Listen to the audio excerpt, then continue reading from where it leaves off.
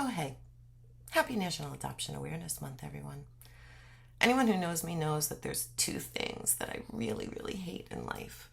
One is being photographed, and the other is being recorded.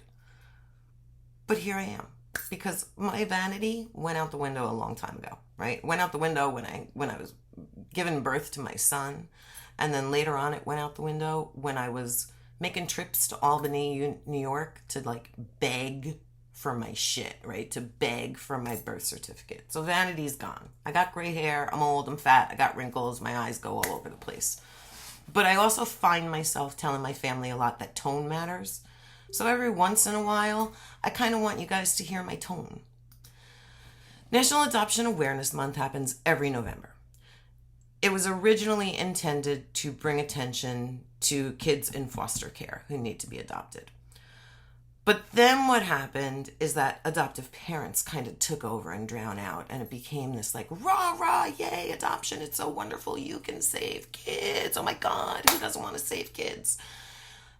But historically, the voices of the people with that lived experience, the actual adopted people, they had their mics turned off because society doesn't want to be made to feel uncomfortable.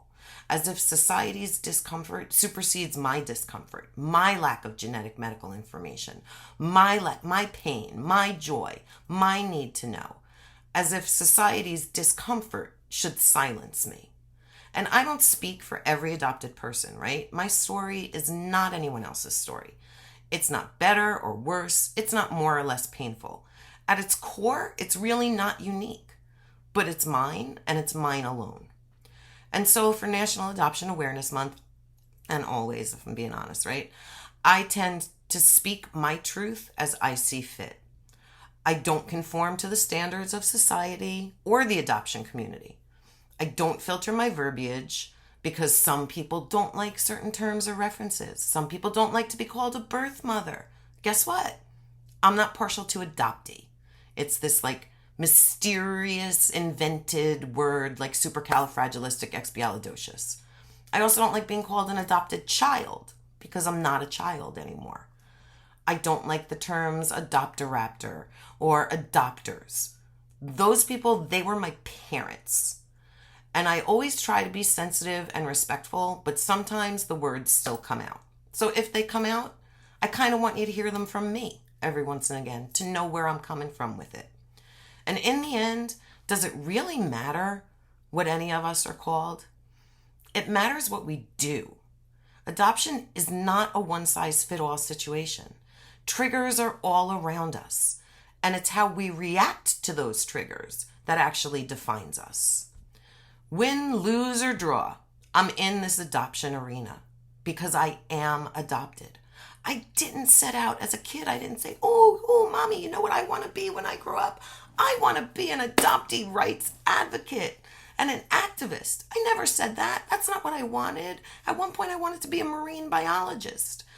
But here I am because my life experience prepared me to be here, right? And adoption is not a one and done deal. I actually live in this arena 24 hours a day, 365 days a year. I live here. Theodore Roosevelt once gave a speech called The Man in the Arena. And he said in part, "It is not the critic who counts. It's not the man who points out how the strong man stumbles or where the doer of good deeds could have done them better. The credit belongs to the man who is actually in the arena, whose face is marred by dust and sweat and blood, who strives valiantly, who errs, who comes up short again and again, because there is no effort without error and shortcoming, but who does actually strive to do the deeds, who knows great enthusiasms, the great devotions, who spends himself in a worthy cause, who at best, in the end, knows the triumph of high achievement, and who at the worst, if he fails, at least fails while daring greatly, so that his place shall never be with those cold and timid souls who neither know victory nor defeat." I don't intend to go to my grave and have people say that I was one of the cold and timid souls. I want people to know that I'm trying to give voice to the people who come behind me. I want people to start listening to the voices of adopted people. Start reading the words of adopted people. Please, I beg you, start paying attention to what we're saying, especially if you're an adoptive parent, because I can guarantee you that at some point in your child's life, they are going to have thought some of the same things that I speak of. To my friends who are adopted, this is a shitty month for us, right? It can be triggering as hell. Do what you can do. Use your voice when you can use it. But always, always, always know that you matter. Have a good one, guys. Thanks for watching.